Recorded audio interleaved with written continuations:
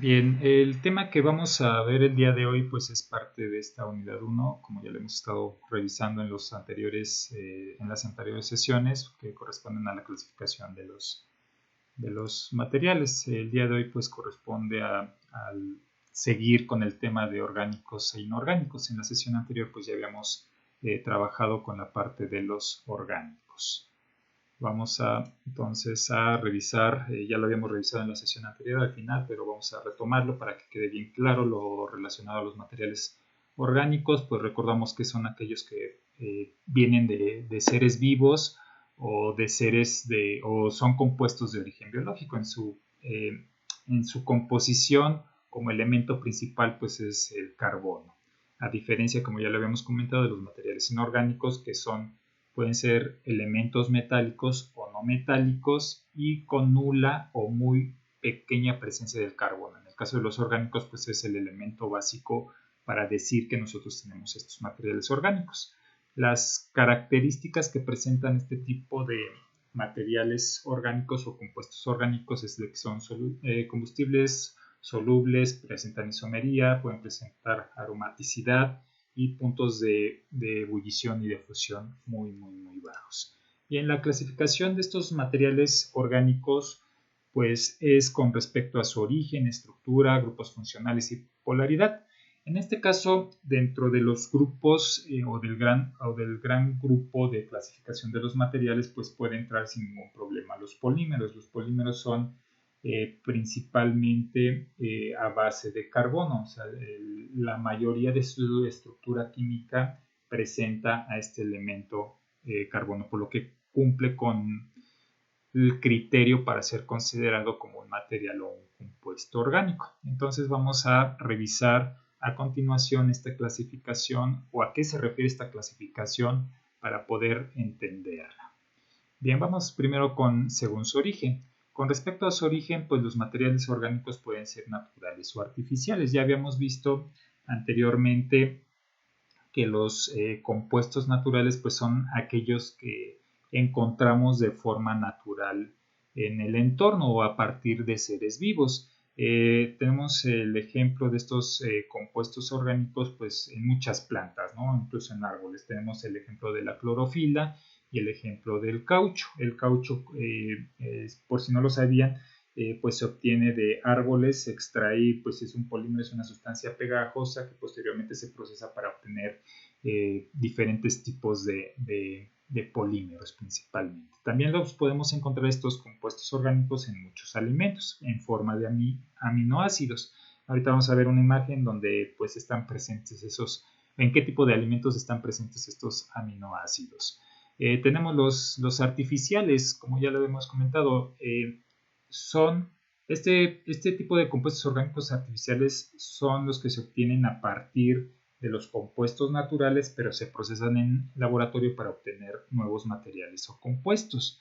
Teníamos anteriormente pues este término de artificiales y sintéticos.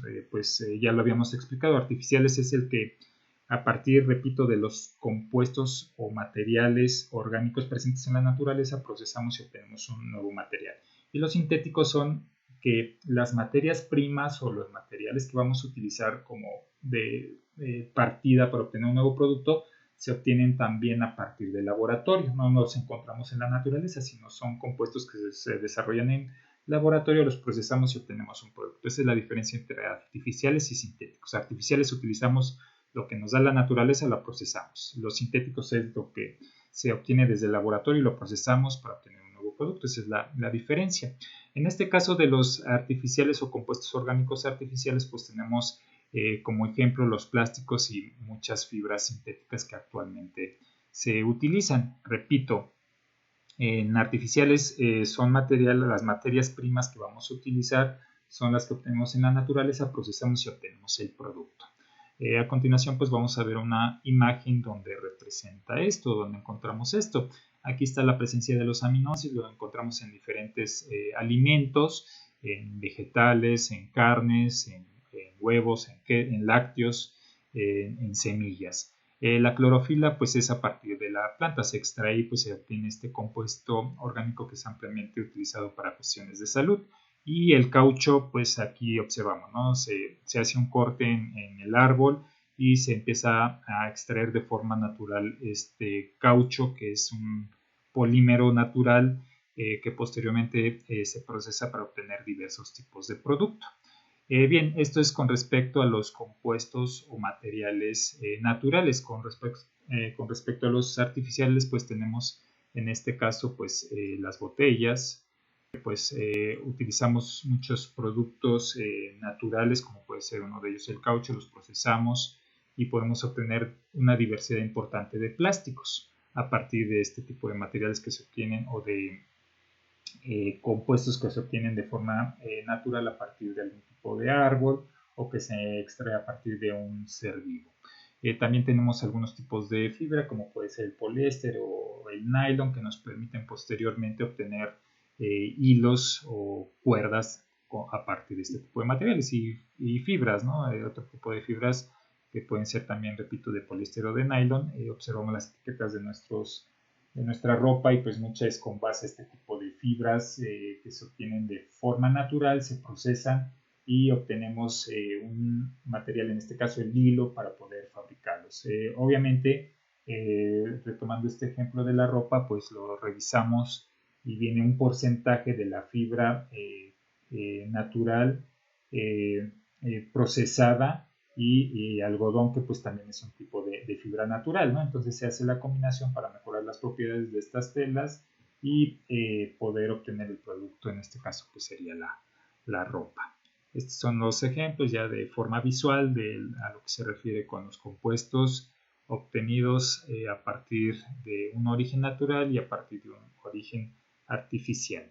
La otra clasificación que tenemos es la estructura. Esto pues es un recordatorio de lo que en su momento ustedes revisaron en su clase de química y pues a lo que se refiere con estructura es el tipo de compuestos y cómo están formados o la distribución de esos compuestos a partir de una forma gráfica.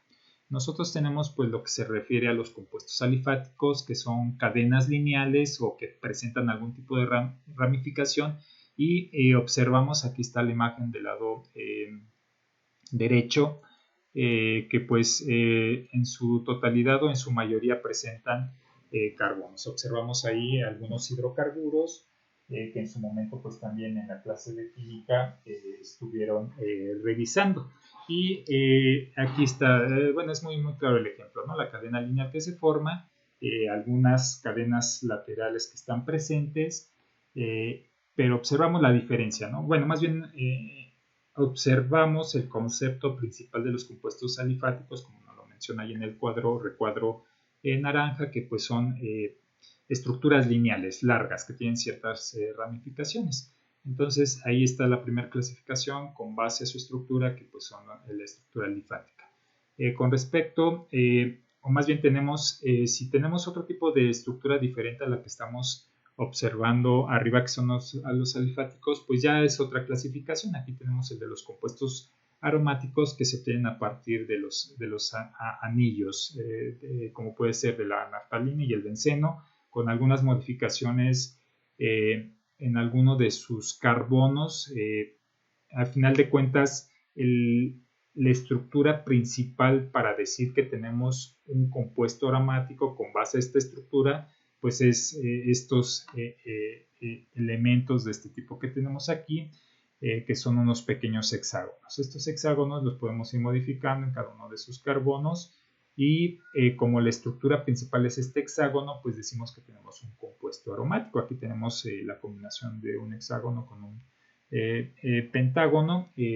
Decimos que es un compuesto aromático porque está la presencia de este anillo. Aquí tenemos el naftaleno, que también está presente de ahí una serie de anillos, el bifenilo, que pues también tiene como estructura principal estos anillos, a pesar de que aquí tiene un pequeño enlace que los une. Y así podemos definir que estos compuestos aromáticos es cuando en su mayoría hay una presencia de estos hexágonos o de estos bencenos a lo largo de la estructura. Y tenemos los compuestos heterocíclicos, que pues son a partir de estos anillos que están aquí presentes, pero tienen un elemento diferente al carbono en alguno de de sus esquinas. Aquí lo podemos observar, lo voy a tratar de hacer un poquito más grande para que se vea con mayor claridad. Ahí está. Aquí observamos en este caso pues este compuesto que en este carbono pues presenta el nitrógeno, aquí pues presenta el oxígeno, aquí el azufre, y el hecho de que tengamos un elemento aromático pero que en alguno de alguna posición presente un elemento distinto al carbono, pues ya decimos que tenemos un compuesto heterocíclico. ¿Sí? Aquí tenemos otro ejemplo, que tenemos un nitrógeno, aquí también tenemos otro nitrógeno, y el hecho de que tengamos la presencia de otro elemento distinto al carbono en alguno de estos puntos, repito, ya nos da pie para decir que tenemos, o nos da la base para decir que tenemos un compuesto heterocíclico. Bien, permítanme un segundito, voy a conectar mi tabla para hacer mejor las anotaciones. Un segundito nada más.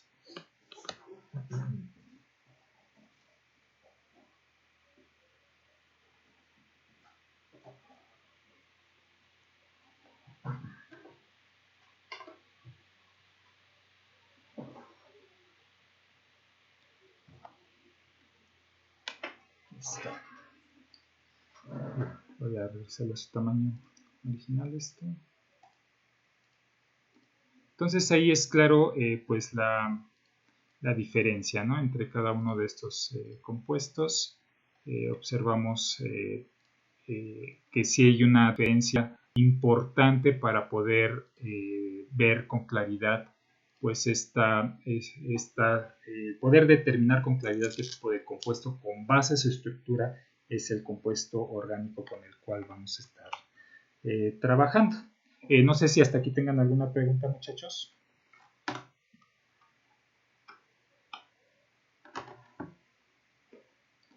Ok, gracias. Vamos a pasar a la siguiente clasificación, que es con base a sus grupos funcionales. Esto pues también, les repito, pues es algo que en su momento revisaron ahí en la asignatura de química.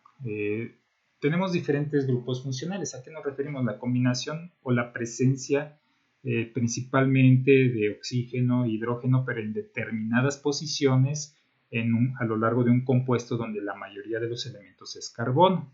Entonces, ¿a qué me refiero esto? Cuando tenemos un compuesto orgánico donde hay ciertas características que son evidentes con respecto al elemento oxígeno o al elemento hidrógeno, pues decimos que tenemos un determinado grupo funcional. Nada más déjenme ajusto aquí bien la pantalla. Se me va mucho esto. A ver, se me fue el tamaño. Intentar aquí con esto. Bien, ok, ahí está, no pasa nada. Bien, entonces tenemos los diferentes grupos funcionales. Tenemos los alcoholes. En este caso, pues es la presencia de un oxígeno y de un hidrógeno. Aquí del lado derecho observamos y vemos cómo deben de estar la distribución de este oxígeno y de este hidrógeno para decir que tenemos un alcohol. Este término de aquí pues se refiere principalmente a la fórmula de manera general. Tenemos que nos indica que debe de haber un oxígeno y un hidrógeno, pero ya representando la cadena con los carbonos o el compuesto con los carbonos como debería de estar representado. De esta manera, esta R representa que hay otros carbonos previamente a la unión del oxígeno y del hidrógeno. Entonces debería de estar de esta manera, oxígeno-hidrógeno. Ya con la fórmula, o esta es la estructura general, y ya la fórmula precisa a partir de los elementos que estamos uniendo, este oxígeno y este hidrógeno, pues se presenta de esta manera. Aquí tenemos el OH, aquí tenemos un H3, aquí ya no se representa, y aquí en este punto de aquí pues tenemos un H2. Entonces este compuesto pues es un ejemplo de un alcohol. ¿Por qué? Porque tenemos ahí la presencia de ese oxígeno y de ese hidrógeno, como nos lo indica la teoría, ¿no? Tenemos que, para decir que tenemos un alcohol, debemos de tener esta estructura al final. Hay muchas, más bien en química lo que se hace es diseñar a partir de una hoja de papel tu compuesto, qué proceso químico vas a aplicar para obtener el compuesto.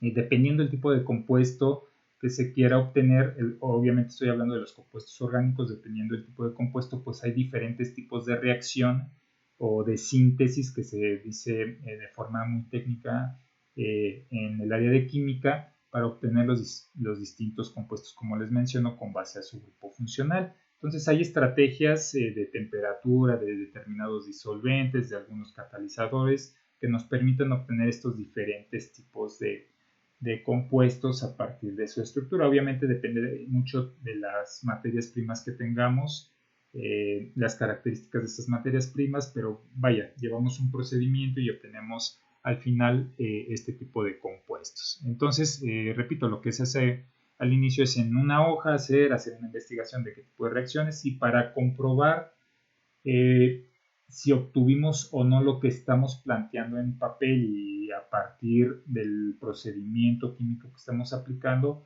pues es lo que le comentaba en la sesión anterior a su compañera. Hay técnicas de caracterización que nos permiten determinar ciertas características de los materiales. Tenemos las técnicas que nos permiten obtener ciertas características mecánicas, ópticas, eléctricas. Pero ¿cómo determinamos las estructuras químicas? Hay principalmente dos técnicas que son ampliamente utilizadas para determinar si se obtuvo o no el compuesto deseado. Una de ellas se conoce como espectroscopía de infrarrojo con transformada de Fourier y esa nos permite determinar ciertas características de ciertos grupos funcionales.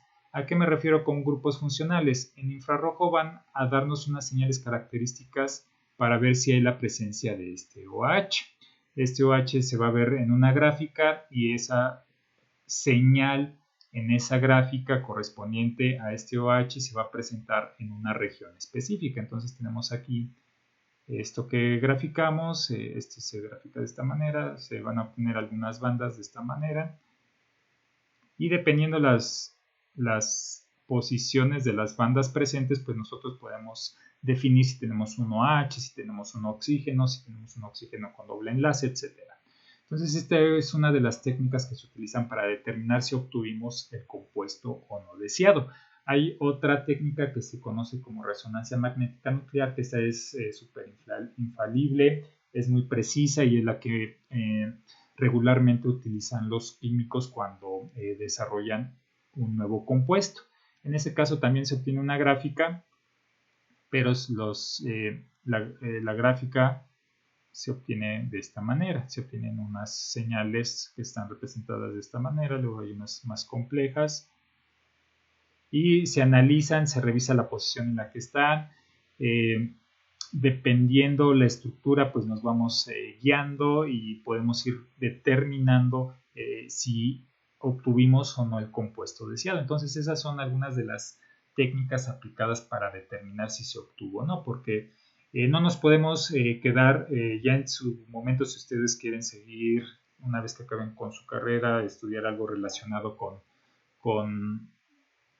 perdón, me está fallando un poquito el monitor, algo relacionado con materiales o química, pues obviamente van a tener que utilizar estas técnicas de caracterización. Entonces ustedes ya van a comprobar que no nada más con lo que ponen en el papel, pues ya es más que suficiente para decir que ya se obtuvo o no un producto. Y como bien retomo mucho la pregunta que me hizo la sesión pasada su compañera de que cómo sabemos si ayuda o no los materiales aliantes a mejorar las características de un nuevo material, pues haciendo una caracterización. Entonces esta no es la excepción, tenemos que hacer una caracterización para poder determinar si obtuvimos o no el compuesto que planteamos en el papel, ¿sí? Bien, otro tipo de compuestos que obtenemos a partir de su grupo funcional pues son los éteres. En este caso, el éter, la característica es la presencia de este oxígeno de forma intercalada. De este lado vamos a tener R, repito, se refiere a un compuesto previo que puede ser de esta manera, muchos carbonos. Esta otra R pues es también de otros carbonos. ¿Sí? Es la fórmula, esta ya es una representación más general y un ejemplo pues sería este. Este que tenemos aquí pues nos da el ejemplo de en qué posición debe de ir el oxígeno y qué tipo de enlaces están a su alrededor para decir que tenemos un éter. En este caso pues tenemos el oxígeno y al lado de este oxígeno pues va a haber un enlace simple o sencillo y aquí un carbono, ¿sí? Aquí hay un H2 y aquí un H2.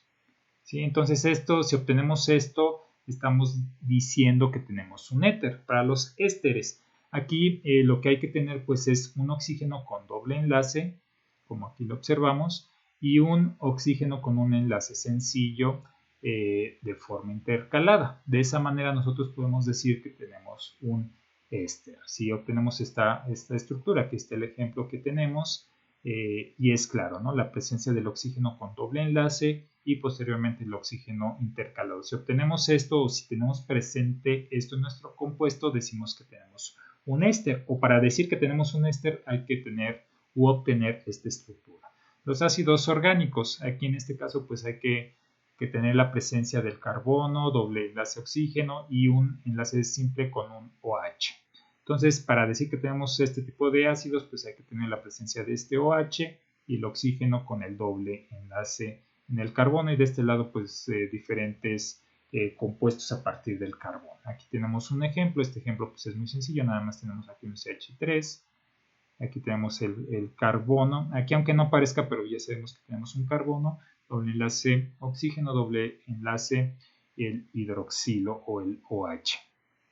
Para decir que tenemos un compuesto aldehído o con base a que decimos que tenemos un compuesto aldehído, pues es a partir de esta estructura. Tenemos un carbono, doble enlace carbono, como lo tenemos aquí con este, y un enlace simple con hidrógeno. Acá pues ya tenemos otra unión de una serie de carbonos. Puede ser 1, 2, 3, 4, 5 N carbonos para decir que tenemos un aldehído siempre y cuando presente esta característica. Aquí tenemos el ejemplo, aquí no se ve el hidrógeno, pero porque tenemos aquí un CH.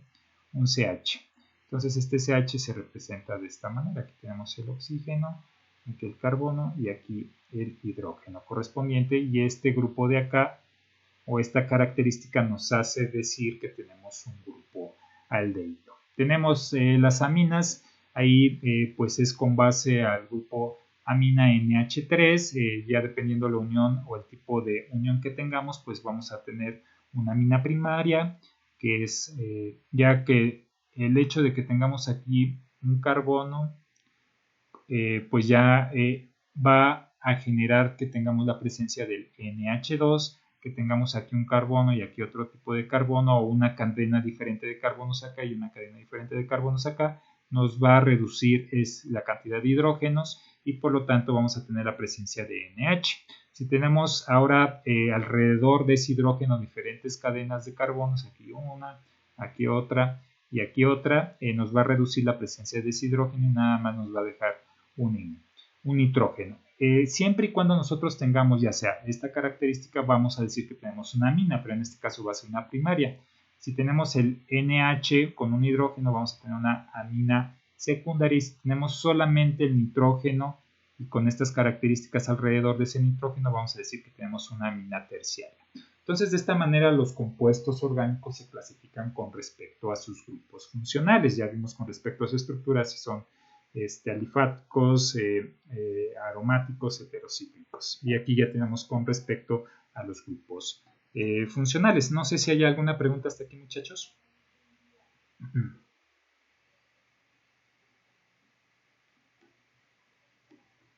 Ok, gracias. Vamos a continuar. Con respecto a su polaridad, tenemos también esa clasificación, como lo habíamos mencionado aquí, según su origen, estructura, grupos funcionales. Ahora vamos a ver con respecto a su polaridad.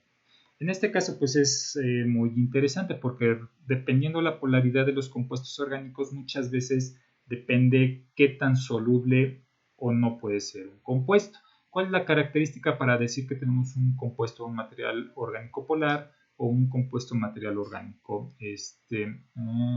Aquí es no polar, apolar. Aquí es apolar, nada más le voy a corregir.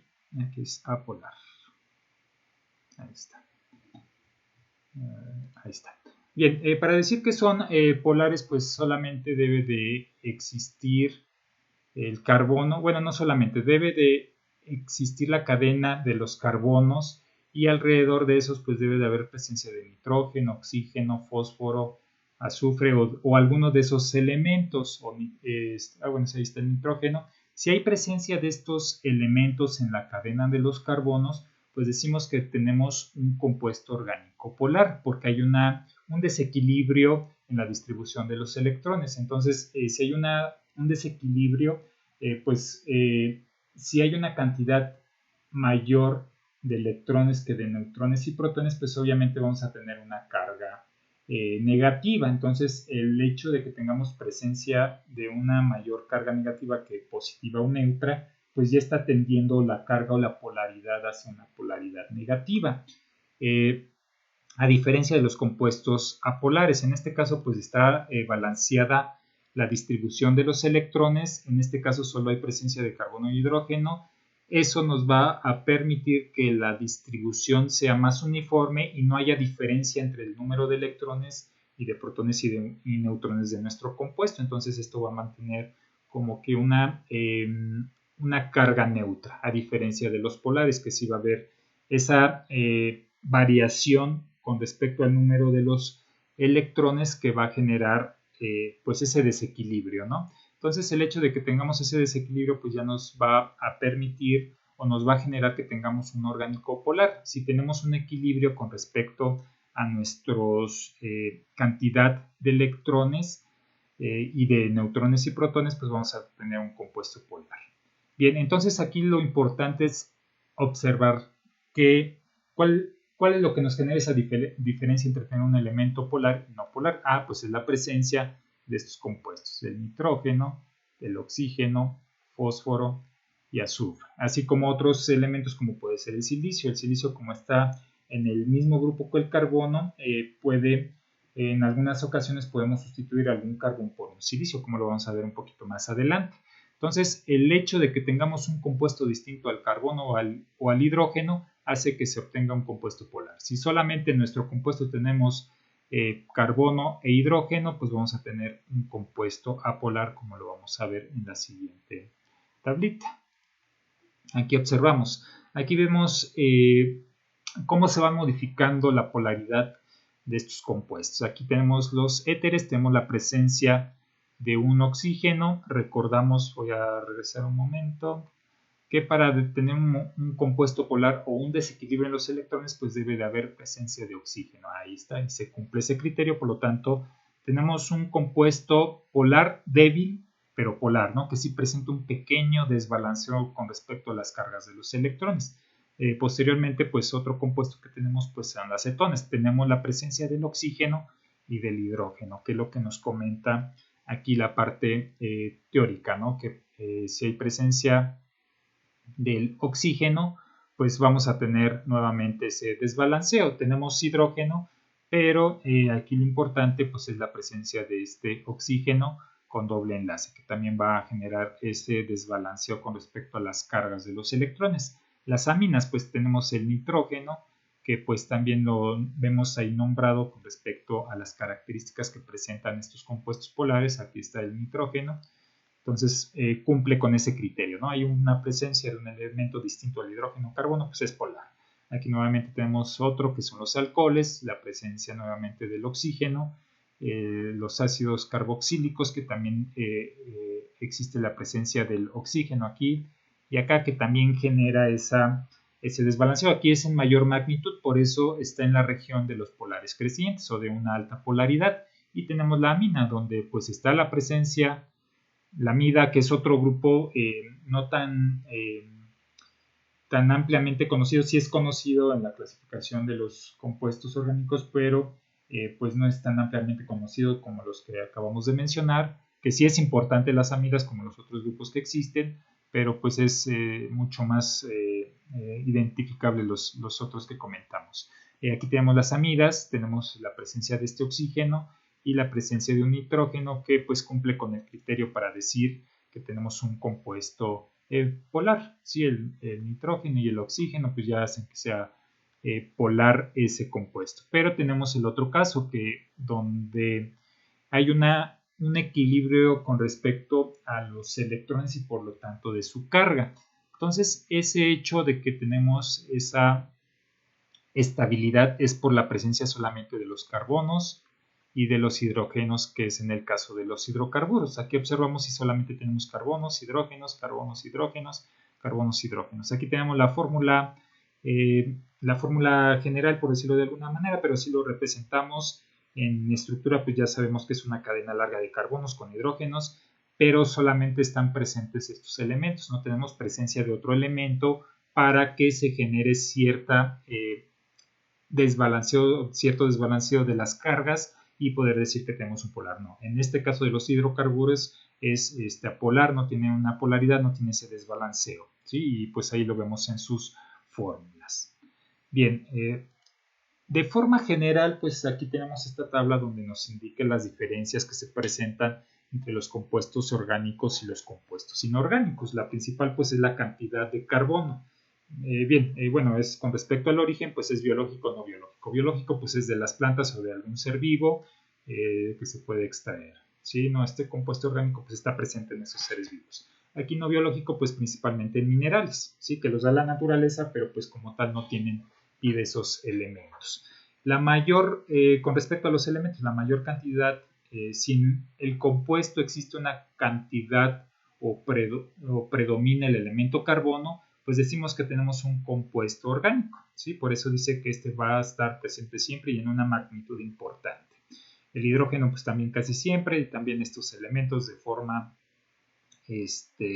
esporádica, entre comillas, hay una pequeña magnitud de estos elementos y el hecho de que estén unidos al carbono, pues ya podemos decir que tenemos un compuesto orgánico, a diferencia de los compuestos inorgánicos, que pues son todos los elementos metálicos y todos los elementos no metales, y tenemos presencia del carbono, pero en una pequeña proporción.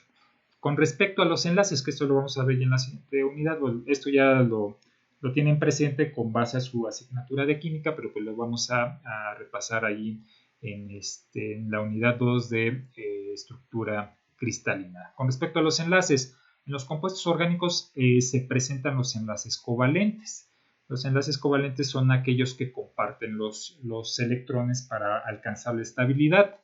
En los compuestos inorgánicos, en su mayoría, aquí se puede presentar también los enlaces metálicos. En su mayoría, pues son los enlaces iónicos. Recordamos que los iónicos son los que donan y aceptan electrones, no comparten, sino que uno lo da y el otro lo recibe. Entonces, en estos compuestos se presentan en su mayoría este tipo de enlaces. Repito, también podemos considerar que aquí se presenta el enlace metálico.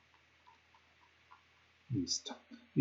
Isomería, ya lo habíamos comentado que aquí tienen la capacidad de los compuestos orgánicos, dependiendo ciertas condiciones, que tengamos los mismos elementos, pero los podamos representar en diferentes posiciones, o de alguna manera, para decirlo, que aparezcan torcidos en una posición, torcidos en otra posición. Eso es a lo que se refiere con isomería. Los compuestos inorgánicos no lo presentan debido al tipo de enlaces que se presentan y a las características de los elementos que conforman este tipo de compuestos o materiales inorgánicos. Conductores de electricidad. Pues aquí en su mayoría no conducen electricidad y los compuestos inorgánicos en su mayoría sí presentan esa conductividad eléctrica. A lo mejor aquí en los compuestos inorgánicos hay algunos materiales aislantes, como lo pueden ser los cerámicos. Entonces, por eso se dice que en su mayoría sí son conductores de electricidad. En su mayoría, no todos, porque repito, están los materiales cerámicos que cumplen con el criterio para decir que son materiales inorgánicos, y esos no entran en esa clasificación de que son conductores eléctricos. Sí hay materiales cerámicos que funcionan como semiconductores, pero en su mayoría los cerámicos son aislantes. Con respecto a los compuestos orgánicos, los compuestos orgánicos en su mayoría no son conductores de electricidad, pero ya lo comentábamos en la clase o en la sesión anterior. Ya se han desarrollado polímeros principalmente que tienen la capacidad de conducir energía eléctrica.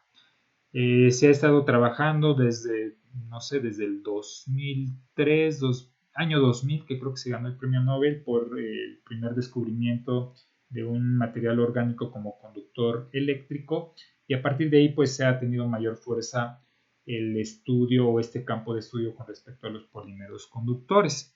Entonces, como tal, lo mismo que en los inorgánicos, no se puede decir que todos son aislantes o que no conducen electricidad, sino que su mayoría. Aquí vamos a poner esta nota: mayoría no conducen. Y acá la mayoría conducen, no todos, sino que la mayoría, porque hay sus excepciones. Bien, con respecto a su combustibilidad, pues sí son combustibles, la mayoría de los materiales o de los hidrocarburos son combustibles, los hidrocarburos son materiales orgánicos y pues son combustibles para, ya sea para la obtención, a partir de la obtención de gasolina, de diésel o de algún tipo de combustible, de biocombustible, perdón. Entonces, por eso, pues sí son combustibles porque presentan esa capacidad de quemarse, ¿no? Como ya lo habíamos visto, las características principales de los materiales orgánicos, pues es esa, ¿no? Que sí se pueden quemar por la alta presencia de carbono que tienen en su estructura.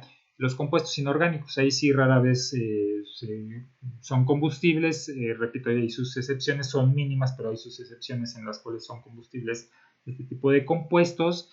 Y es obvio, ¿no? Los metales no son combustibles, no sirven para pues echar a andar algo. Se puede a partir de algunos metales pues llevar a cabo un proceso que permitan generar pues algún tipo de combustibles, como son las celdas de combustibles, donde se extraen cierta cantidad de hidrógeno de algún metal o aportan el proceso para poder generar la combustión a partir de estas celdas de hidrógeno. Pero como tal el elemento no es combustible, sino que aporta al proceso de combustión. Los cerámicos, pues lo mismo, ¿no? Igual no son combustibles, como tal no se utilizan, pueden ser o pueden aportar para el proceso, sí, pero no son materiales básicos que generen una combustión, a diferencia de los compuestos orgánicos, como ya lo comentábamos, con base a los hidrocarburos. Aromaticidad, pues ya lo hemos visto, ¿no? Muchos perfumes, muchos aromas de los perfumes, me voy a enfocar un poquito en este ejemplo, pues son a partir de algunas plantas, de algunas especias, se extrae el aroma, se extrae ese compuesto que produce el aroma y se le ponen a los perfumes. Esos compuestos que se le extraen a las plantas, a las semillas, etcétera, pues a final de cuentas las plantas son seres vivos o seres biológicos o elementos biológicos a los cuales se les extraen estos compuestos. Como ya vimos, los compuestos orgánicos son extraídos u obtenidos a partir de elementos biológicos, por lo tanto son compuestos orgánicos estos extractos que se sacan de algunas plantas, flores, árboles, hierbas, especias, etcétera, ¿no? Entonces, por eso en el caso de los perfumes, pues tienen esos aromas, ¿no? Porque se extraen de algún elemento biológico, a diferencia de los compuestos inorgánicos que no tienen aroma. Llegan a presentar en algunas ocasiones aroma porque dicen, pues, huele a fierro o hierro, ¿no? Algo así, o a cobre, ¿no? Pero es una reacción que se puede generar por la grasa de los dedos, por algún elemento externo que está ahí presente, genera algún tipo de reacción que hace que se genere ese aroma, pero como tal, de forma natural que aporten los compuestos o materiales inorgánicos algún tipo de aroma, pues no, la verdad no. Los puntos de fusión ya lo habíamos comentado, aquí pues es muy claro, ¿no? Y va un poquito relacionado con lo que comentábamos de la combustión. Aquí lo voy a marcar, que y pues van un poquito de la mano. Ya los hidrocarburos pues sí encienden, explotan porque pues su punto de ebullición es muy bajo, ¿no? Entonces se convierten muy rápidamente de un estado líquido a un estado gaseoso, a diferencia de los compuestos inorgánicos que pues no es tan fácil hacer esa conversión o ese cambio de un estado a otro, a diferencia de los compuestos o de los materiales orgánicos. Bien. Relacionado a estos compuestos orgánicos, pues tenemos lo que conocemos como polímeros, que ya habíamos comentado previamente ahí en la clasificación, o los que corresponden a los compuestos orgánicos habíamos puesto una notilla que pues se pueden considerar los polímeros como un compuesto orgánico. Efectivamente, ¿por qué? Porque la mayor presencia que tienen estos materiales es del elemento carbono. Entonces ese hecho ya hace que nosotros podamos decir que efectivamente tenemos un compuesto orgánico. Vamos a ver de qué se trata esto de los polímeros. Bien, los polímeros, pues aquí lo dice, ¿no? Son un tipo de macromoléculas constituidas por cadenas de unidades más simples llamadas monómeros, unidas entre sí mediante enlaces covalentes. Ahí se cumple el criterio de que la mayoría o todos los compuestos orgánicos presentan este tipo de enlaces covalentes. Su nombre proviene del griego polis, que es muchos, y meros, que son pequeños segmentos. Aquí en el recuadro azul, pues enfatiza lo que hemos estado comentando. Uno de los materiales más ampliamente utilizados pues son los polímeros, que a final de cuentas pues ya se sobrepasó su uso, ¿no? Y ya lo habíamos comentado previamente que debido a este sobreuso o sobreaplicación de los polímeros, pues se ha generado una saturación de agentes o de materiales contaminantes derivados de los desechos de estos polímeros. Es preocupante ahorita con respecto a lo de la pandemia y la poca movilidad que ha existido de la gente, pues yo creo que se ha reducido la generación de esos contaminantes, principalmente botellas, envolturas, etcétera. A lo mejor ahorita pues viene la parte de los cubrebocas, pero pues vaya, ya en su momento se atenderá, que no creo que sea tan gravoso como lo de las botellas, pañales, u otros tipos de polímeros, como lo pueden ser lo de los cubrebocas, ¿no? Entonces, sí hay una generación de desechos de cubrebocas, pero pues repito, no creo que sea tan gravoso como en su momento ha sido lo de los polímeros. Repito, estos polímeros a donde volteen, pues hay un polímero involucrado, ¿no? Ya habíamos comentado esto de los elementos electrónicos, pues al menos en el exterior, pues gran parte pues son polímeros, ¿no? Utilizan un tipo de plástico para poder fabricar este tipo de dispositivos electrónicos. En la cocina pues se utiliza mucho el teflón, que pues también es considerado un tipo de polímero, y algunos utensilios que son a partir de estos elementos, como lo pueden ser vasos, platos, cubiertos de plástico, y hay cubiertos de plástico, cucharas, cuchillos, depósitos, bueno, los famosos toppers, que pues toppers es la marca, pero pues es un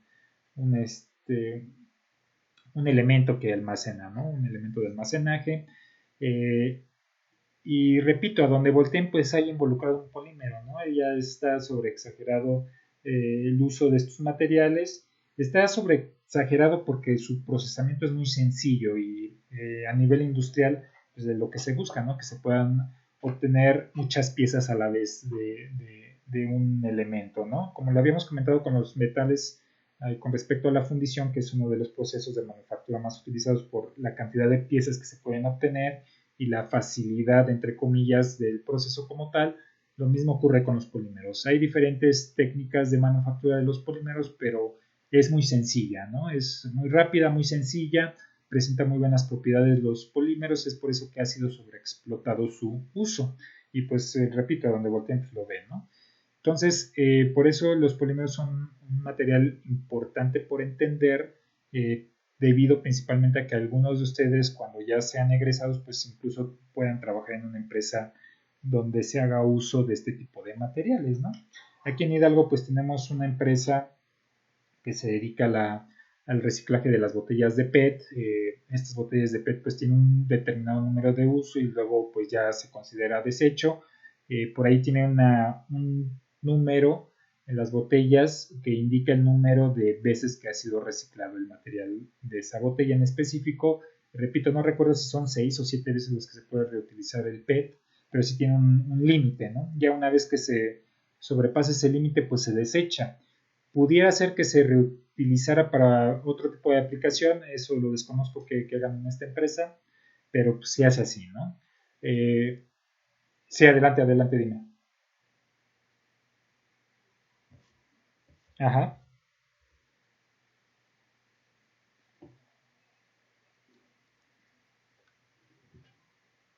sí, ok.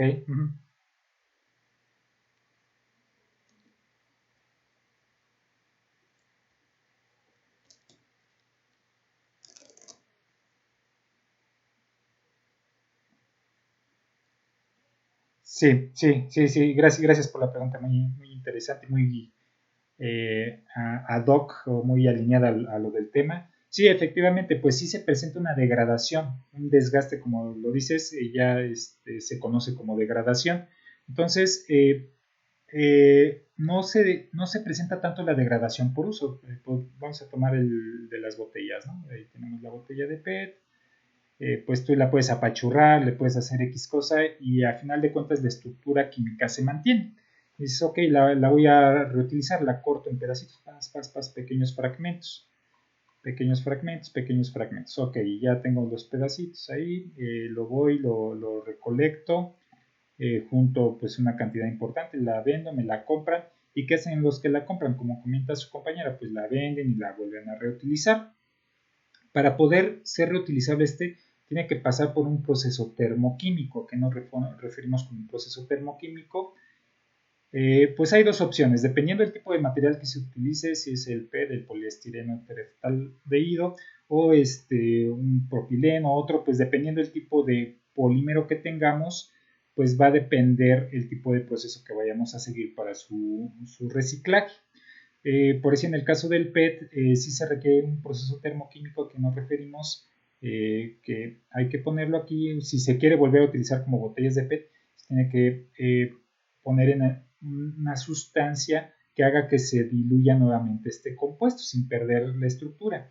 Pero ¿qué ocurre en este proceso? Ya lo tenemos aquí en sólido y se empieza a hacer líquido, ¿no? Se empieza a solubilizar, como lo decimos.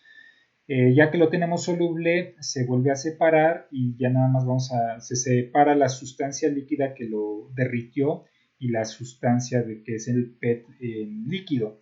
Se separa y aquí vamos a tener el solvente, vamos a decirlo solvente.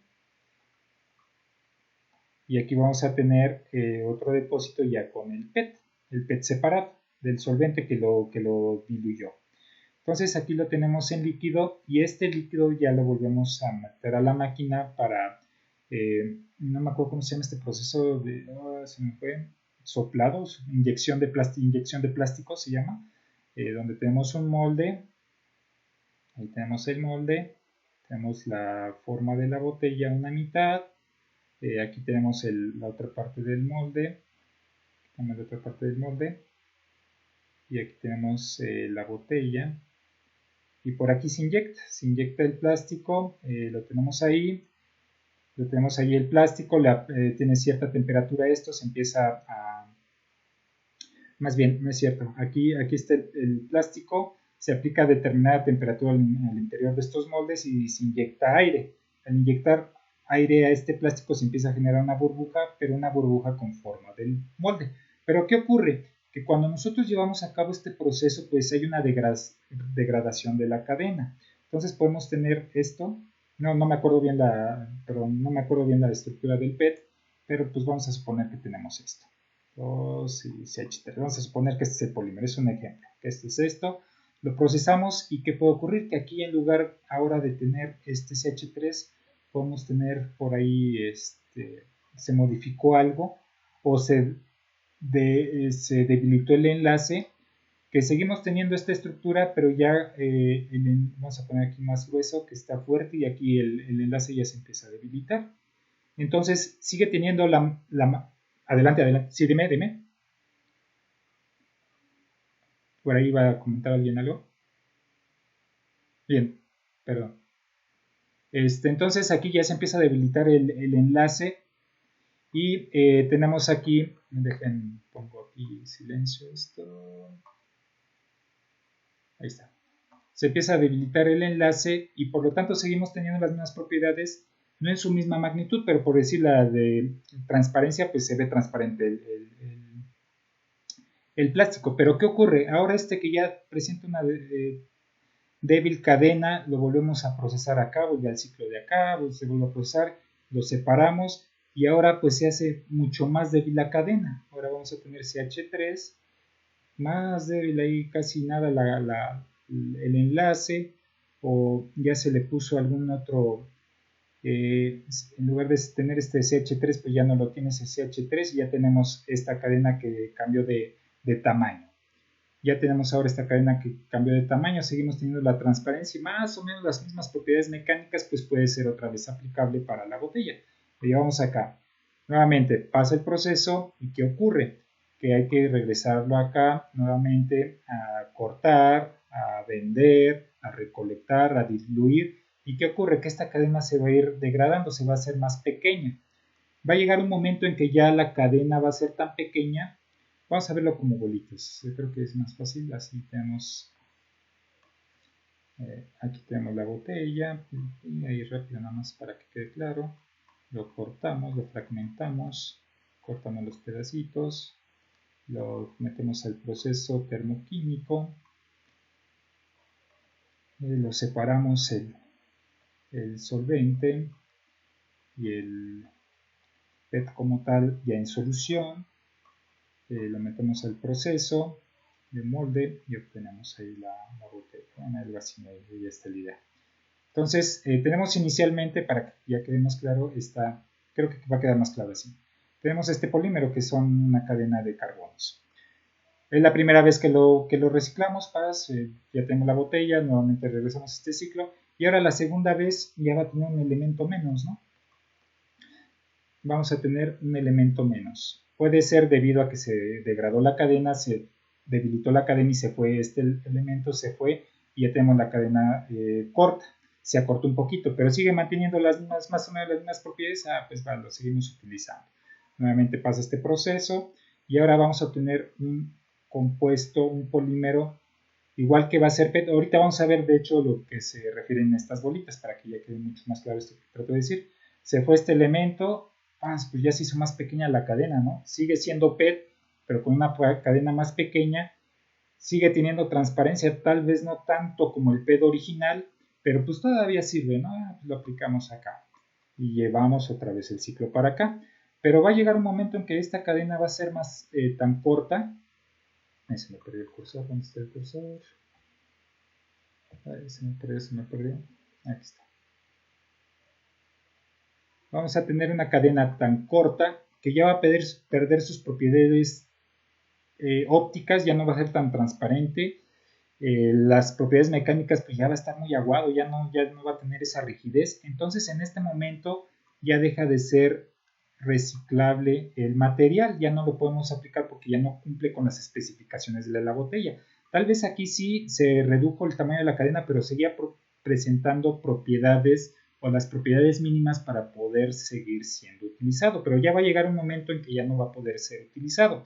Eso es con respecto a las botellas. Puede ser que tengamos otro material de las botellas de suavizante, que es otro tipo de polímero, de suavizante o de jabones detergentes, y que estos, en lugar de disolverlo aquí en la sustancia, simplemente le apliquemos calor y podamos obtener otro tipo de botellas. También es válido, pero va a ocurrir lo mismo. Lo fracturamos, lo fragmentamos, vamos a tener nuestros pedacitos, lo que se conoce como pellets o pequeñas secciones de la materia prima. Ahora lo ponemos aquí en un horno de calentamiento. Se puede derretir este material. Lo ponemos aquí y pues sin ningún disolvente, simplemente lo calentamos, se derrite y ya lo ponemos otra vez para este tipo de botellas en específico de detergente, ¿no? Lo mismo, llevamos acá el ciclo. Aquí tenemos en este calentamiento pues tenemos nuestro polímero inicial con esa cantidad de moléculas. Volvemos a pasar por el mismo ciclo, pero ahora por el calentamiento se empezó a degradar y se fue este último compuesto. Si nos sirve nuevamente para obtener la botella con una disminución mínima de sus propiedades, ¿no? Dice, lo volvemos a utilizar. Ahora vamos para acá. Ya se perdió pues todavía sirve, todavía pasan las normas, pues lo seguimos utilizando. Pero va a llegar un momento en que se degrada tanto la cadena del polímero que ya no va a ser apto para reciclaje. Entonces en este momento pues ya hay que buscarle otra aplicación o simplemente se desecha. Entonces este es el proceso que hace que se degraden la composición de los compuestos orgánicos. No sé si contesté tu pregunta.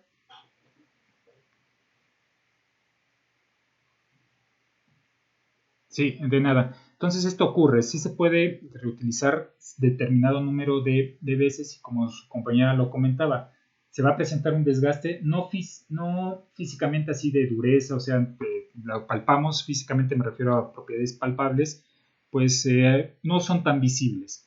Pero ya conforme vamos llevando a cabo los procesos de reciclaje, ahí es donde se presenta más que un desgaste, una degradación en su estructura química, que hace que obviamente esa degradación o esa eliminación de algunos elementos de la estructura química se vean reflejados en el cambio de sus propiedades. Ese cambio de propiedades pues puede ser, en el caso de las botellas de PET, de transmitancia o de transparencia, ya no sea tan transparente, o que ya no sea tan resistente al tacto o a la presión del mismo líquido que contenga. Entonces ya empiezan a modificarse esas características. Entonces qué bueno que lo preguntó su compañera. Espero que haya quedado claro.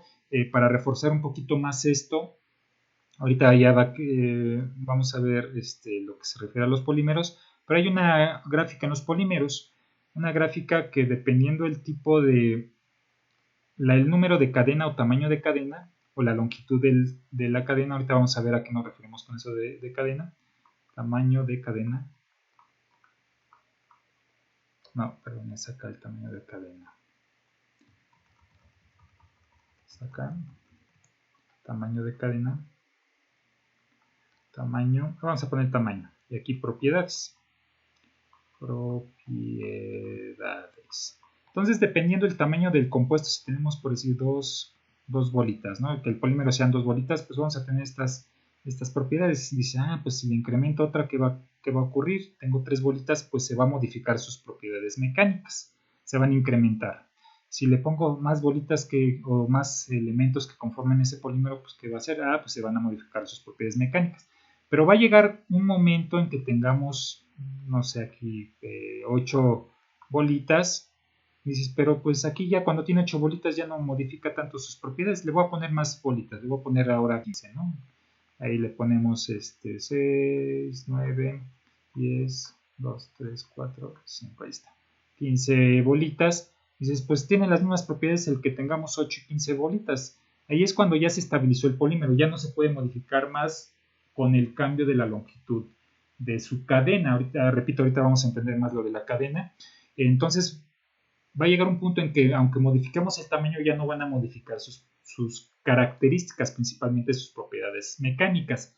A diferencia de que cuando tenemos una cadena un poquito más pequeña, como es en esta región, lo voy a poner con otro color, en esta región sí influye mucho el tamaño de la cadena. Obviamente, repito, también depende del tipo de polímero, pero dependiendo del tipo de la cadena que tengamos, el tamaño de cadena principalmente, se pueden ir modificando las propiedades, pero va a llegar un momento en que ya no se modifican. ¿Qué es lo que ocurre aquí? Que decimos, pues mira, aquí tenemos este tamaño pues sigue comportándose igual, pero ya posteriormente, conforme se va degradando o recortando esta cadena, entramos a una región donde sí van a ir cambiando sus propiedades. Entonces es lo que ocurre, ya englobando o dando más detalle de lo que preguntaba su compañera con respecto a ese desgaste, que el término que se utiliza más es degradación, la degradación del compuesto.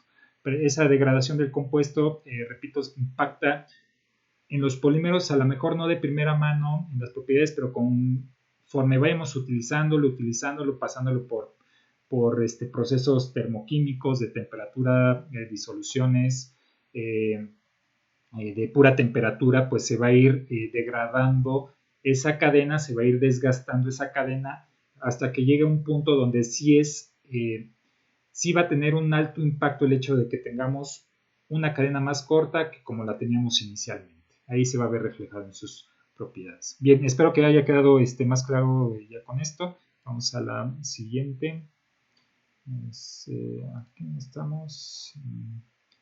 Okay, perdón. Aquí están los polímeros. ¿A qué nos referimos con polímeros? Son pequeños compuestos que se repiten a lo largo de una cadena y se repiten. Aquí tenemos estas bolitas, era por eso que creo que se entendía más con esto. Tenemos compuestos por separados, compuestos orgánicos por separado. Le voy a poner mejor con rojo. Aquí tenemos un compuesto, este compuesto de acá es exactamente igual a este compuesto de acá, este compuesto, todos son iguales entre sí.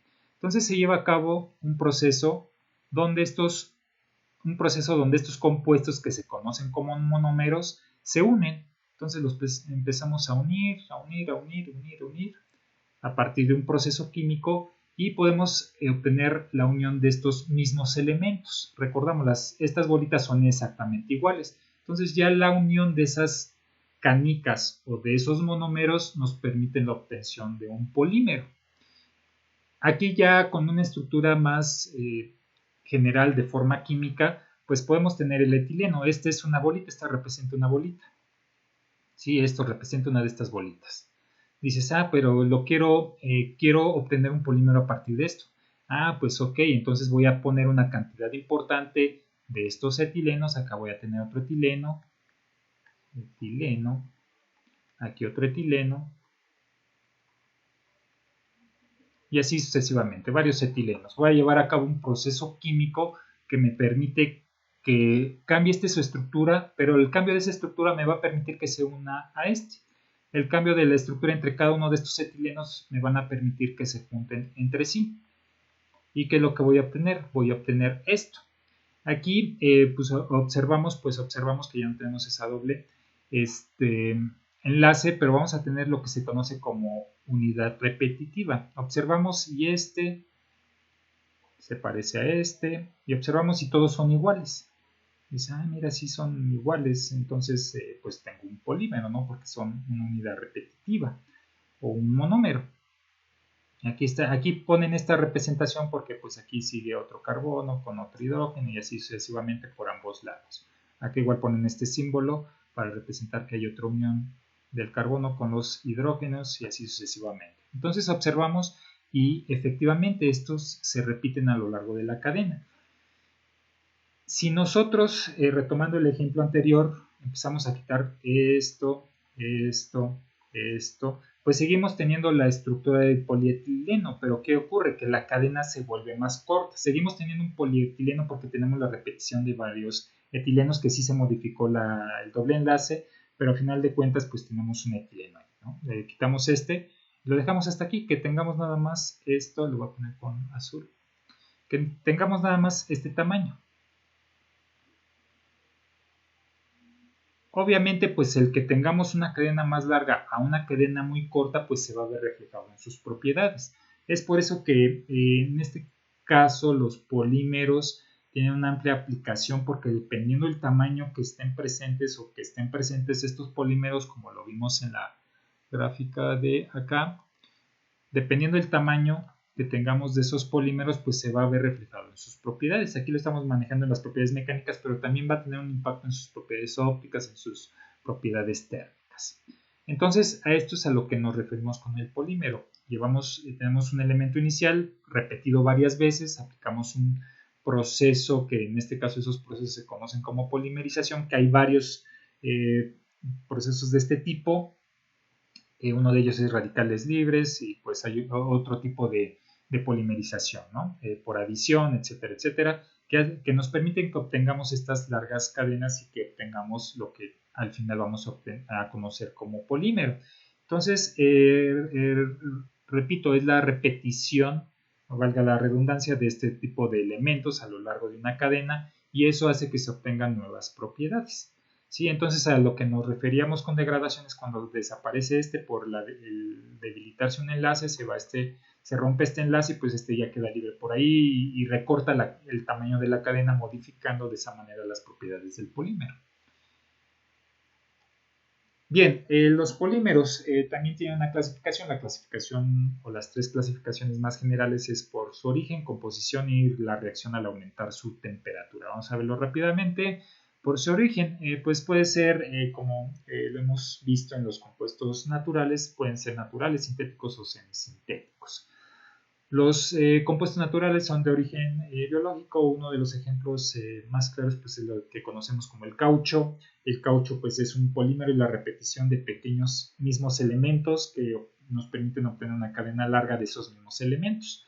Tenemos los sintéticos que, como ya lo habíamos mencionado, a diferencia de artificial, pues sintético es totalmente creado en laboratorio. Nosotros podemos crear las unidades más pequeñas o las esferitas de esos compuestos en laboratorio y luego los podemos unir para obtener el compuesto o el material final. Y el semisintético, que ahí se dice semisintético, pero pues También puede ser el concepto de artificial, ¿no? De que obtenemos los compuestos naturales, por decir en este caso el caucho, lo procesamos ciertos elementos, le anexamos ciertos elementos sintéticos y obtenemos pues un nuevo material que nos permiten ampliar sus aplicaciones de ese caucho. Bien, aquí tenemos una figura más bien de algunos ejemplos, pues tenemos de los naturales, la lana, seda, celulosa, caucho natural, repito que en este caso pues son elementos básicos que se repiten y ya están unidos naturalmente, y esta unión pues ya nos permite decir que tenemos un polímero. Tenemos los sintéticos, que pues son los obtenidos totalmente del laboratorio. Ahí podemos utilizar algo de lo que nos comentaba su compañera, que pues llegan fragmentados estos materiales. Ese fragmento o esos compuestos fragmentados se les conocen como pellets o pequeñas muestras de polímero que se procesan ya sean térmicamente o químicamente para que nosotros podamos obtener los diferentes tipos, en este caso de envases. Es un área, ¿no?, que representa a los sintéticos, ¿no? Una pequeña área que representan a los sintéticos, porque pues hay muchas más aplicaciones, ¿no? En los dispositivos electrónicos, retomo ese ejemplo, pues es ampliamente utilizado otro tipo de polímeros, ¿no? Aquí tenemos este ejemplo de los sintéticos y semisintéticos, que tenemos los materiales naturales, los procesamos para obtener otro nuevo material. En este caso pues tenemos el del caucho. El caucho le aplicamos un proceso termoquímico de tal manera que podemos obtener este caucho con el cual nosotros fabricamos las llantas. Este es un ejemplo muy interesante de las llantas porque es también un material compuesto. Ya en su momento vamos a ver el material compuesto, pero para darles una pequeña introducción, lo que es un material compuesto pues es la unión de dos distintos materiales. Como sabemos, las llantas tienen caucho y aparte están reforzados por un alambre de acero. Entonces el que tengamos un polímero, en este caso el caucho, unido o de alguna manera compartiendo la funcionalidad con un acero, pues ya nos permite decir que tenemos un material compuesto. Entonces aquí se procesa, llevamos a cabo pues lo necesario para obtener este caucho vulcanizado. La celulosa pues también es un material que se obtiene a partir de los árboles principalmente. Es un polímero de origen natural que nos permite obtener el papel o los distintos tipos de papel. Posteriormente pues se procesa y pues podemos tener estas aplicaciones que pues, obviamente no son muy buenas, pero pues vaya, ¿no? Aquí tenemos el ejemplo del cigarro, que se procesa ese material, este material que obtenemos de forma natural, lo procesamos para obtener esto. Al final pues no hay, las materias primas no tienen origen como tal directamente del laboratorio, sino que aportan al proceso para obtener otro tipo de material. Aquí tenemos el celuloide también, algunas resinas que nos permiten, unas resinas naturales que al procesarlas nos permiten obtener distintos tipos de materiales poliméricos, ¿sí? Entonces espero que se haya entendido esta parte de la clasificación con base perdón, a su composición, con base a su origen, si es natural, sintético o semisintético. Entonces aquí ya tenemos los ejemplos. Aquí con respecto a su composición, pues como lo mencionábamos en los compuestos orgánicos dependiendo, ahí lo estábamos manejando con respecto a si eran alifáticos, aromáticos, etcétera. De esta manera también nosotros vamos a clasificar a los polímeros dependiendo a su composición. Tenemos polímeros orgánicos, ahí nos indica que posee una cadena principal de átomos de carbono. Ahorita vamos a ver una imagen que represente esta. Orgánicos vinílicos, estos son los que se obtienen a partir de dobles enlaces en sus materiales de partida o sus materias prima carbono-carbono, un enlace doble. Ahorita vamos a ver nuevamente, les repito un ejemplo de esto.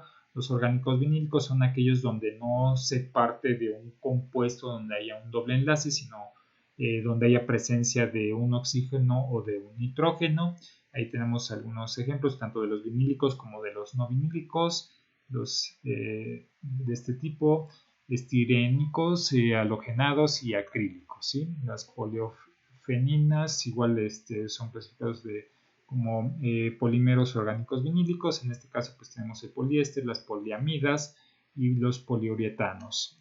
Ahorita vamos a ver las características o la estructura como tal que nos permita ver más claramente la diferencia entre estos. Los inorgánicos, podemos tener compuestos inorgánicos. Por ahí habíamos mencionado en una diapositiva que podemos sustituir en algunas ocasiones el carbono por el silicio. ¿Por qué? Porque está en el mismo grupo y eso indica que puede presentar similitud en muchas de sus propiedades químicas. Esa similitud nos permite sustituir en algunas ocasiones esos carbonos por estos silicios. El hecho de que tengamos un silicio, pues sabemos que tenemos un compuesto que no es flamable, que sus características son distintas a las del carbono y por lo tanto decimos que tenemos un polímero inorgánico. Entonces, este es un claro ejemplo de lo que nos referíamos a que podemos sustituir uno de los carbonos por el silicio y eso nos va a permitir que obtengamos un compuesto o un polímero inorgánico. ¿Por qué? Porque ya no tenemos como tal en su totalidad la presencia de los carbonos, sino que hay otro elemento no metálico que puede presentar las mismas características, pero que tiene otra, me refiero a características químicas, pero puede aportar otras características físicas. Entonces, en ese caso, pues ya nos permite decir que vamos a tener un polímero inorgánico. Bien, con respecto a esto, pues tenemos pues estos ejemplos, ¿no? Aquí tenemos estos polímeros que encontrábamos aquí como orgánicos, que pues es la cadena principal de carbonos, ¿no? Independientemente de que pues tengan un enlace o doble enlace, pues aquí tenemos un carbono, un carbono, un carbono, carbono, carbono, carbono, que están unidos a lo largo de una cadena, ¿no? Es una cadena y está, y pues listo. Esto nos permite decir que como está formado básicamente de carbono, pues tenemos un polímero orgánico porque cumple con ese criterio de la presencia de carbono.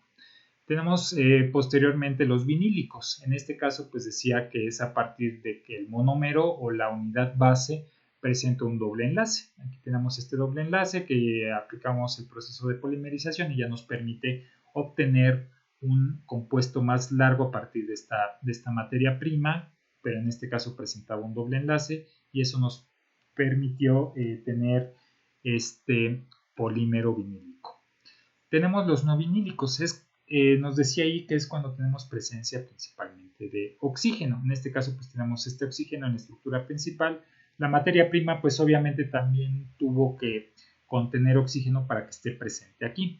Aquí esta representación, qué bueno que aparece para explicarles a qué se refiere. Aquí tenemos este compuesto que forma parte del polímero, pero aquí tenemos el oxígeno. Vamos a retomar esta parte. Es aquí. Aquí dicen no vinílicos. Poseen átomos de oxígeno y o nitrógeno, principalmente. ¿Sí? Bueno, aparte del carbono, que es el elemento primordial o con mayor presencia, pues va a tener estos elementos adicionales como es el oxígeno y el nitrógeno. En este caso, pues aquí se cumple, tenemos el oxígeno. Esta representación aquí se refiere, tiene unos corchetes y un N, entonces nos está diciendo que esto se va a repetir aquí al lado nuevamente. Aquí vamos a tener un oxígeno, el carbono, doble enlace oxígeno, aquí el aromático, aquí el carbono nuevamente con el doble enlace oxígeno, el carbono, etcétera, etcétera. Estos corchetes nos dicen que esto que está encerrado entre el corchete se va a repetir n veces. No se puede medir la cantidad de unidades repetitivas, pero pues que se está repitiendo, se está repitiendo. Entonces aquí tenemos un no vinílico. Y aquí tenemos el otro grupo que es de los inorgánicos, donde hay presencia de un elemento como es el silicio o el azufre. Aquí indica silicio y o azufre, ahí está. Entonces, si la cadena principal presenta alguno de esos elementos, ya decimos que tenemos un polímero inorgánico, como lo es en este caso el silicio. En lugar de tener carbonos aquí, pues tenemos silicios y eso ya se está repitiendo a lo largo de la cadena. Esto ya nos está indicando que tenemos un polímero inorgánico, esa característica de la presencia del azufre o en este caso del silicio. Bien, tenemos la última clasificación que es según a su reacción al aumentar la temperatura. Tenemos los elastómeros. ¿A qué se refieren con estos elastómeros? Principalmente, pues es el que conocemos nosotros como gomas. Esas gomas pues son flexibles a la temperatura ambiente. ¿A qué se refiere? O más bien, ¿a qué se debe de que sean flexibles a temperatura ambiente? Hay algo que se conoce como temperatura de transición vítrea. Es una que se conoce como TG. Ahí si conocen a alguien que trabaje en la industria de polímeros, pues les va a poder dar más detalle con respecto a la importancia de esta TG, que es temperatura de transición vítrea. Vamos a ponerle aquí temperatura de transición vítrea. Transición vítrea. Bien, esa temperatura de transición vítrea se refiere a que va a llegar una temperatura en la cual se van a empezar a mover las cadenas que conforman a los polímeros. Esas cadenas que conforman a los polímeros al momento de tener movimiento hacen que se vuelvan flexibles los polímeros. Entonces tenemos algunos materiales, como en este caso los que se pueden considerar como elastómeros por ese comportamiento con respecto a la temperatura, que a temperatura ambiente tienen movimiento sus cadenas y por eso son muy flexibles. Tenemos el caso de los silicones. El silicón pues es un material flexible porque a esta temperatura, la temperatura ambiente, sus cadenas se están moviendo, están libres, no tienen como que esa rigidez, no están en una sola posición, se están moviendo a lo largo del material y por eso a esos materiales a temperatura ambiente son muy flexibles. Repito, el caso de las gomas en general pues son flexibles a la temperatura ambiente porque esta temperatura de transición vítrea es muy baja, entonces permiten ese libre flujo de las cadenas poliméricas. Tenemos los termoestables. Esta es otra clasificación con respecto a su clasificación, con respecto a su comportamiento con la temperatura. Dice que cuando se eleva su temperatura se descompone químicamente, se deforman, es decir, no fluye el material. Ok, aquí hemos visto y nos hemos encontrado en alguna ocasión con esa situación de que queremos soldar un par de plásticos, ¿no? Tenemos, se rompió esta pieza de plástico, no sé, de mi mochila o X cosa, tenemos dos plásticos, pues ahorita los voy a soldar. Los calentamos y ¿qué observamos? Que se queman, se vuelven vapor, se vuelven vapor, se vuelven vapor. Y nunca se derritió el material y los queremos unir, pues no unen porque no se generó esa consistencia pastosa o esa consistencia que nosotros decimos como que se derritió el material y no los podemos unir. Entonces hay materiales que por su estructura química no derriten, se queman directamente. Entonces hay muchos materiales, repito, en alguna ocasión pues nos hemos encontrado con esa situación de que, es que quiero unir esto de mi reloj, ¿no? El extensible de mi reloj, pero es un material, un tipo de polímero que al momento de exponerlo a la temperatura se quema, no derrite. Entonces esos materiales se conocen como materiales termoestables, que no fluye, que no se derrite, vamos a decirlo así, no derrite, vamos a ponerlo así. Yo creo que con eso va a quedar más claro, no derrite.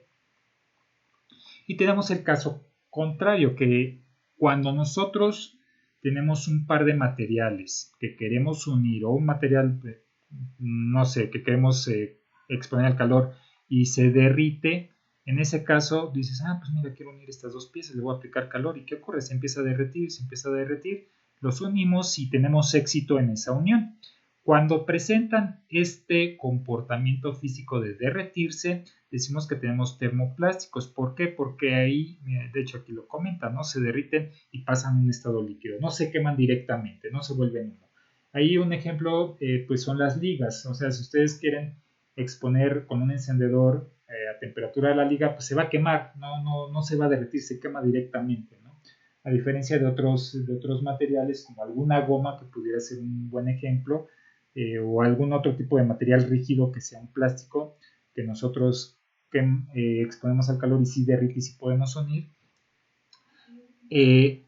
Entonces, este término de que se derriten o no se derriten nos da pie a la clasificación de que son materiales termoestables o materiales termoplásticos. En este caso, cuando derriten decimos que tenemos un termoplástico y cuando se queman directamente decimos que tenemos un termoestable.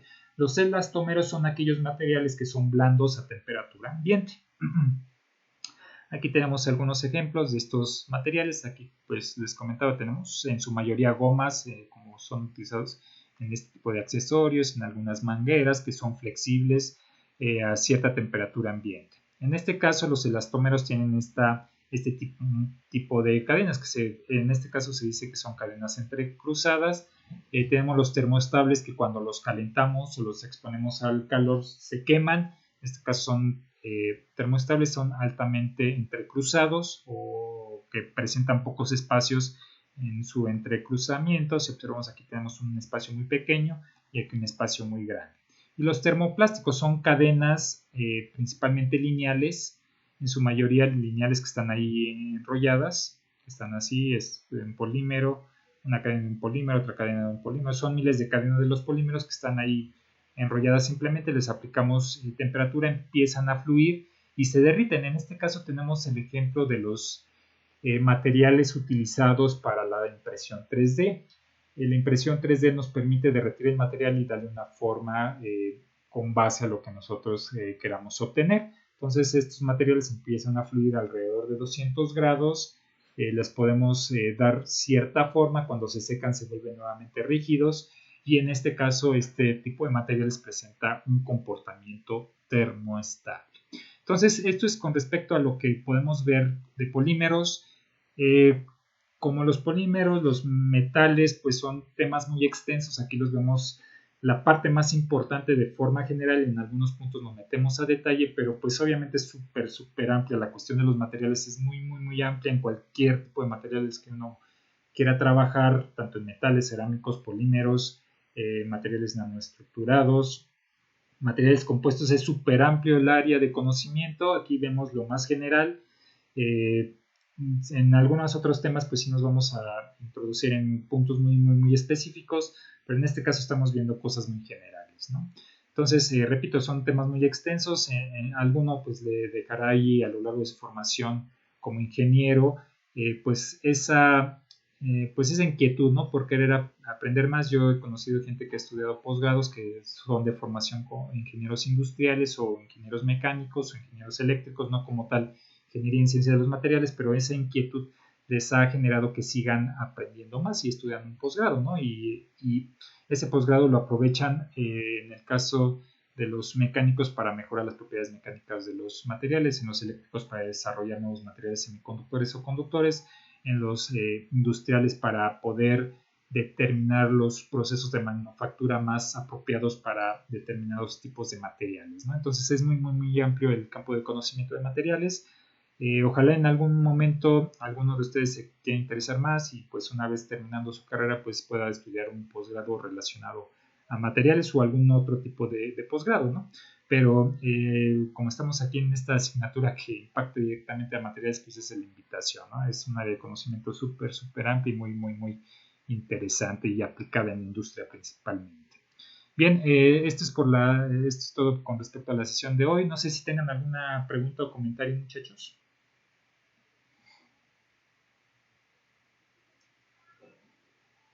Ok, gracias. Muy bien. Voy a parar el video entonces hasta aquí, lo voy a convertir y en unos momentos ya está ahí listo o disponible.